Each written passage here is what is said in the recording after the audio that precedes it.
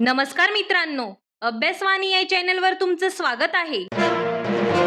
अभ्यासवाणी रोज अभ्यास रोज प्रगती.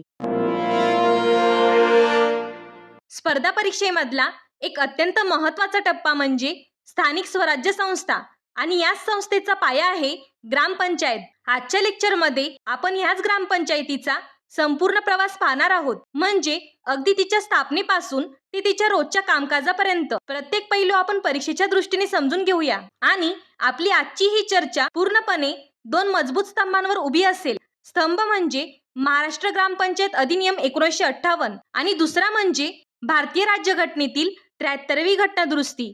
आपण फक्त परीक्षेसाठी काय महत्वाचं आहे यावरच लक्ष केंद्रित करणार आहोत. त्यामुळे चला थेट सुरुवात करूया. मग आता सर्वात पहिला प्रश्न म्हणजे या ग्रामपंचायतीला घटनात्मक आधार नेमका कुठून मिळतो? तर बघा, याची सुरुवात होते राज्यघटनेच्या कलम 243C1 पासून. हे कलम राज्य विधिमंडळाला म्हणजे आपल्या विधानसभेला कायदा करून ग्रामीण स्थानिक स्वराज्य संस्थांची रचना करण्याचे अधिकार देतं. याच अधिकाराचा वापर करून महाराष्ट्र ग्रामपंचायत अधिनियम 1958 बनवला गेला. एक रंजक गोष्ट म्हणजे या कायद्याचं जुनं नाव म्हणजे मुंबई ग्रामपंचायत अधिनियम 1958 असं होतं. आणि परीक्षेच्या दृष्टीने एक तारीख हमखास विचारली जाते. हा कायदा महाराष्ट्रात लागू कधी झाला? ती तारीख आहे 1 जून 1959. ही तारीख लक्षातच ठेवायची आहे, कारण या तारखेपासून हा कायदा महाराष्ट्रात लागू झाला. आणि याची व्याप्ती कुठे आहे? तर बघा, मोठी शहरे म्हणजे महानगरपालिका, नगरपालिका आणि कटक मंडळ क्षेत्र म्हणजेच कॅन्टोन्मेंट बोर्ड्स हे वगळून संपूर्ण महाराष्ट्रासाठी हा कायदा आहे. हे सगळं ठीक आहे, पण समजा एखाद्या गावाला स्वतःची ग्रामपंचायत हवी असेल तर त्यासाठीचे निकष काय आहेत?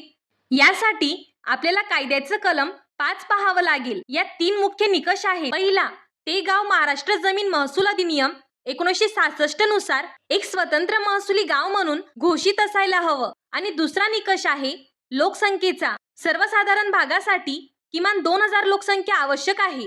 पण जर तो भाग आदिवासी किंवा डोंगराळ असेल तर ही अट 1000 लोकसंख्येपर्यंत शिथिल केली आहे. इथे एक गोष्ट लक्षात ठेवायची की पूर्वी हा निकष फक्त 6 लोकसंख्येचा होता. आणि तिसरा निकष आहे आर्थिक सर्वसाधारण भागासाठी दरडोई उत्पन्न किमान 30 रुपये, डोंगराळ किंवा आदिवासी भागासाठी 25 रुपये आणि एखादा नवीन पुनर्वसित गाव असेल तर त्यासाठी 20 रुपये असावं लागतं. आणि जिथे लोकसंख्या कमी आहे म्हणजे 600 पेक्षाही कमी, तिथे काय होतं?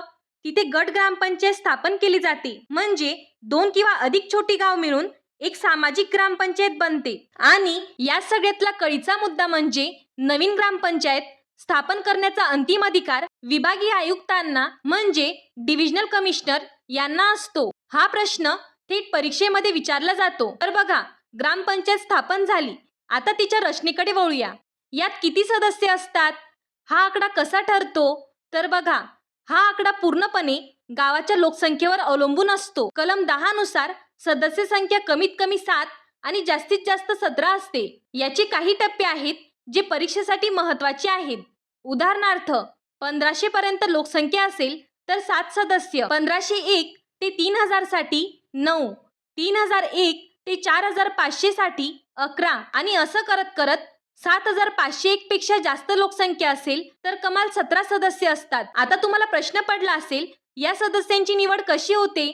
संपूर्ण गावातून की काही विभाग पाडून? तर बघा मित्रांनो, त्यांची निवड प्रभागांमधून म्हणजे वॉर्ड्स मधून होते. गावाचं वेगवेगळ्या मतदारसंघात विभाजन केलं जातं. हे ठरवण्याचा अधिकार जिल्हाधिकाऱ्यांकडे असतो. साधारणपणे किमान 3 ते कमाल 6 प्रभाग असू शकतात आणि प्रत्येक प्रभागातून कमीत कमी 2 आणि जास्तीत जास्त 3 सदस्य निवडले जातात. आता समजा एखाद्याला सदस्य व्हायचं आहे तर त्यासाठी पात्रता काय असेल? तर बघा, कलम 13 नुसार पात्रता अगदी सोपी आहे. 1. उमेदवाराचे वय 21 वर्ष पूर्ण असावं आणि दुसरं, त्याचं नाव त्या गावाच्या मतदार यादीत असणं बंधनकारक आहे. आता बोलूया आरक्षणाबद्दल. अनुसूचित जाती म्हणजे SC आणि अनुसूचित जमाती म्हणजे ST यांच्यासाठी त्यांच्या लोकसंख्येच्या प्रमाणात जागा राखीव असतात. नागरिकांचा मागास प्रवर्ग म्हणजे BCC साठी 27% आरक्षण आहे. आणि इथे महिला आरक्षणाबद्दलचा आकडा आणि तारीख खूप महत्वाची आहे. महिलांसाठी किमान 50% आरक्षण आहे.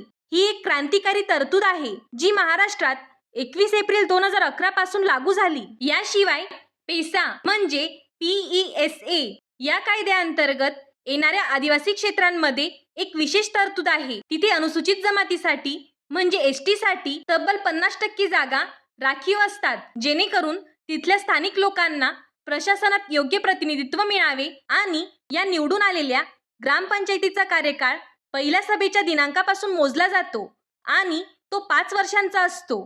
तर बघा, सदस्य होण्याची पात्रता तर आपल्याला कळली, पण सदस्यत्व रद्द कसं होऊ शकतं आणि कलम 14 मध्ये बरीच मोठी यादी आहे आणि ही यादी अत्यंत काळजीपूर्वक अभ्यासली पाहिजे. त्याची काही प्रमुख कारणं आहे.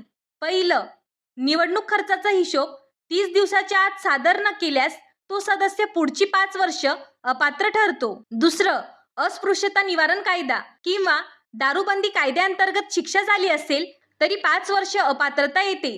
तसेच 2 अपत्यांचा नियम आणि अतिक्रमणाचा मुद्दाही नेहमी चर्चेत असतो. 12 सप्टेंबर 2001 या तारखेनंतर जर 2 पेक्षा जास्त अपत्य असतील तर सदस्यत्व रद्द होतं. शासकीय जमिनीवर अतिक्रमण केलं असेल तरीही अपात्रता येते. आणि एक अतिशय व्यावहारिक मुद्दा म्हणजे अनुपस्थिती. जर एखादा सदस्य परवानगीशिवाय सलग 4 महिने किंवा परवानगी घेऊन सलग 6 महिने सभांना गैरहजर राहिला तर त्याचं सदस्यत्व रद्द होतं. आणि समजा या अपात्रतेवरून काही वाद निर्माण झाला तर अंतिम निर्णय कोण देतं याचा एक क्रम ठरलेला आहे. पहिला निर्णय जिल्हा परिषदचे अध्यक्ष 60 दिवसांच्या आत देतात आणि जर त्यांच्या निर्णयावर आक्षेप असेल तर 15 दिवसांच्या आत राज्य शासनाकडे अपील करता येतं. तर बघा मित्रांनो, आज आपण ग्रामपंचायत स्थापना व रचना हा अत्यंत महत्त्वाचा भाग सविस्तर समजून घेतला, ज्यामध्ये सदस्य संख्या, प्रभाग रचना, पात्रता, आरक्षण आणि अपात्रता यांसारखे एक्झाम ओरिएंटेड मुद्दे पाहिले. आता पुढच्या लेक्चरमध्ये आपण अजून महत्त्वाचे टॉपिक्स पाहणार आहोत. सरपंच व उपसरपंच, अविश्वास ठराव, ग्रामसभा व ग्रामपंचायत सभा, समित्या, अर्थसंकल्प, तसेच ग्रामसेवक व त्यांचे अधिकार. म्हणून पुढचा भाग अजिबात मिस करू नका, कारण हे टॉपिक्स थेट एक्झाममध्ये विचारले जातात. जर तुम्हाला हे लेक्चर उपयुक्त वाटलं असेल तर चॅनलला लाईक, शेअर आणि सबस्क्राईब करा. अभ्यासवाणी म्हणजे कन्सेप्ट बेस्ड लर्निंग. थँक्यू.